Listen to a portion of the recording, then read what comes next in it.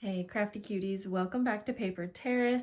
Today I have such an easy little project for you guys. This really doesn't even need a tutorial, but in case you haven't used your envelope punch to make cute little paper bobbins, I wanted to do that with you today and just show you what I'm using them for.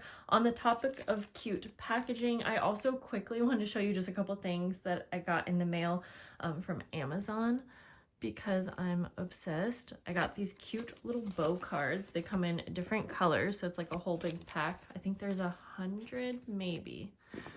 I'll look on the listing, but they're like little place cards, but I thought they would be just adorable in our journals. I'm including them in my February Patreon packs. Then something that's kind of like, ooh, brings me back to my first few years of crafting is this Wink of Stella. And in case you haven't used this, I am planning to use it on these little vellum envelopes that I have made. We're still on the topic of packaging, sort of, but what it does, and I feel like I should probably test it out first. Here we go. Gosh, that is some pretty shimmer.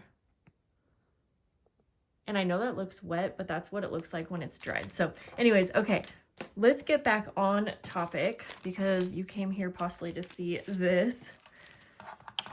And now I got little sparkles on these ones. So I am actually using a ton of scraps of paper. I'm making envelopes and I have all these offcuts and you just need the smallest piece of paper. I'm going to cut mine down to 3 inches by 2.5, and you can experiment with different sizes, but I feel like this is such a great size. And I am going to put it in my envelope punch board and line it up with the 1.5 mark, and then press. And I'm doing this like on the long side, so you'll see once, turn it over and punch again at the 1.5. So it goes this way. And then you can use it as a little paper bobbin. So you just take, this is kind of a longer piece. You can use some washi tape if you want to hold it down, of course. I am just going to be using these for my crinkle seam binding. And you can wrap it all the way around if you want. I just kind of like how it looks when it's wrapped in the center. And that's all you do. And then, of course, if you want to secure the end of your ribbon, lace, I mean, you can use this for so many different things, then you could either tuck it under, that's what I kind of like to do, or have like a little pin, whatever. And then I just like to go ahead and put it in a little cello bag. And these are teeny little ones here, but they are perfect for the size if you can find the opening. So you can obviously play around with the size of your little bobbin, your paper bobbin, and that's it. That is all we're doing today. That was such a quick little simple project. And if you want to see how I made this seam binding, as you can see, I have a ton. I will have the video linked below. I did a full tutorial showing you how I make my crinkled seam binding. And since this is such a short video, I am also just gonna take you through the process of me mass making a bunch of these. So it's going to be very redundant, but it seems like so many people really like to see my mass make videos. So I am needing to make about 40 of these for my current project. So I am just going to, let's see, I think that I can get 4 on one sheet. Let's first find out how many we can get on one sheet of, these are my little scrap papers that I'm working with. So I'm going to cut the strip down to 3 inches. Then we have more scraps for other projects.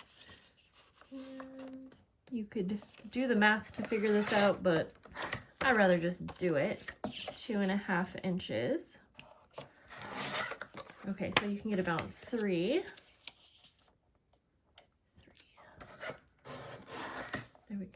And so I am going to make 40. So let me just, I could probably do the math very quick, but we will do 40 divided by 3, 13. So we're going to use 1, 2, 3, 4, 5, 6,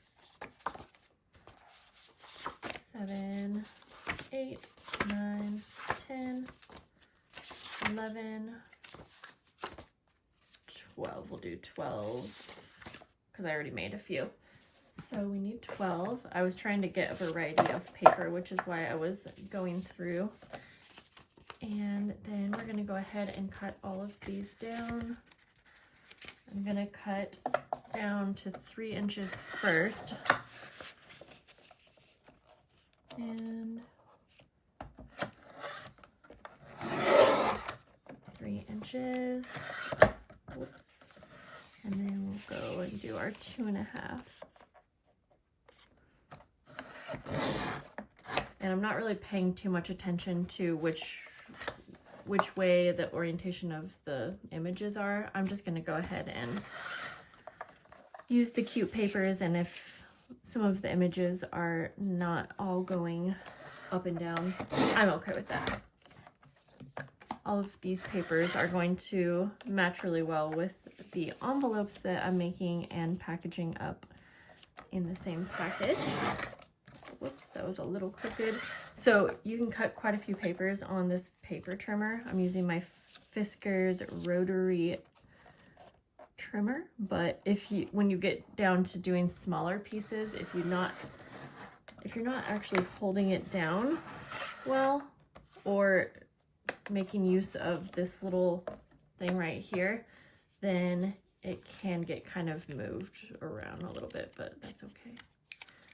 The other thing I like about the trimmer is that you can cut about 4 or 5 pieces of paper.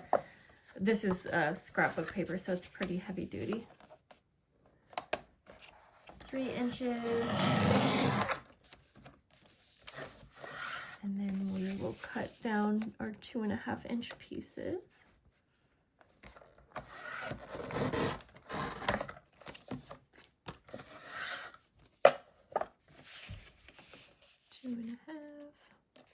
So I actually will end up making almost 100 of these, but I'm just working on the rose tier, which have ½ a yard of the seam binding. And then my upper level members, they all get a full yard, and I'm gonna have to play around and see if these bobbins work for that amount. Normally that you could put as much trim as you really wanted on these paper bobbins, but I'm trying to send them through the mail and I want them to be pretty flat, so I just have to play around with that and see how those will package up. Okay, we're on the last few cuts here. I would love for you to comment down below letting me know, if you have an envelope punch board, have you used your punch board for many other projects other than envelopes? You can make all kinds of things with the envelope punch board, bows, boxes, so many different things. I actually have a video on my channel showing a bunch of different things that you can make. Now, also, I should mention, if you don't have the envelope punch board, you could totally make something very similar to this. I'm sure if you have, we could even try it out. If you have a circle punch, let's just try it out. It's not going to be the exact same shape, but you could kind of center it. You just do 2. I mean, honestly, not bad. And especially once you put your trim around it, you could totally make that work. So let's keep that in mind if you are wanting to package up some kind of trim. So now we're basically going to go through and punch them all.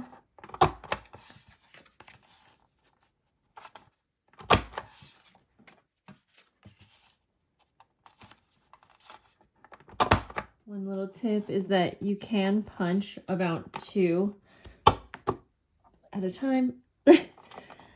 You can. I'm just at a very weird angle. You need to be somewhere where you can be able to put your weight down. There we go. So that was what I was doing to save on time. Now we can put our envelope push board aside. And then now I'm just going to get to wrapping, and I'm going to try one out that has the whole yard of seam binding. Since this is crinkled, it does make it, you know, a little bit more, I guess, dimensional. But I think if you are careful with wrapping this around, and I'm sure many of you, if you are going to do this project, you probably don't need to be too concerned about the dimension unless you're sending this through a regular mail and wanting to just put it in like a regular letter. So yeah, you can kind of straighten it out, as you can see that I'm doing,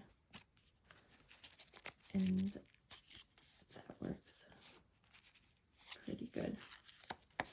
And when you unravel this, it will still end up having the crinkle. Okay, there we go. And I am just going to kind of tuck that in under a bit, since it will go into the cello bags. And even putting it in these, first of all, gives a really nice appearance, but it kind of helps flatten everything down. So I think that's going to work well for me, but I'm not wrapping those ones up right now. I am just doing my half yard, which I have in a separate pile. So now I'm just going to wrap all of these around and put them in their little cello bags. And I just love how these end up looking. I think that this could be a fun craft fair idea if you are making like some kind of kits, or if you are actually making crinkled seam binding to sell. And if it's not going through the mail, you could definitely wrap up a lot more than what you see me doing here. So this could be a really fun way to sell and package up the seam binding. And if you're curious, I purchased all of my supplies on Amazon to make the seam binding. I know that's not really what the tutorial is about, but I will have those links below for you guys. So now this is pretty easy and straightforward. I'm just gonna continue wrapping all of these around our little bobbins that are so cute.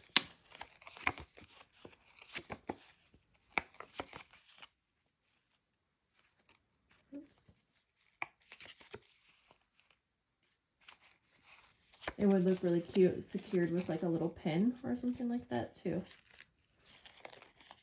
Or like a little teeny little clip. But I'm just going to kind of hold it on there, and since it will stay in place once you put it in the little cello bags too.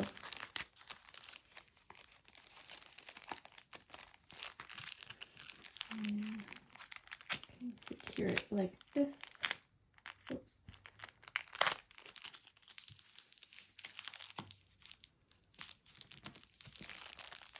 So cute.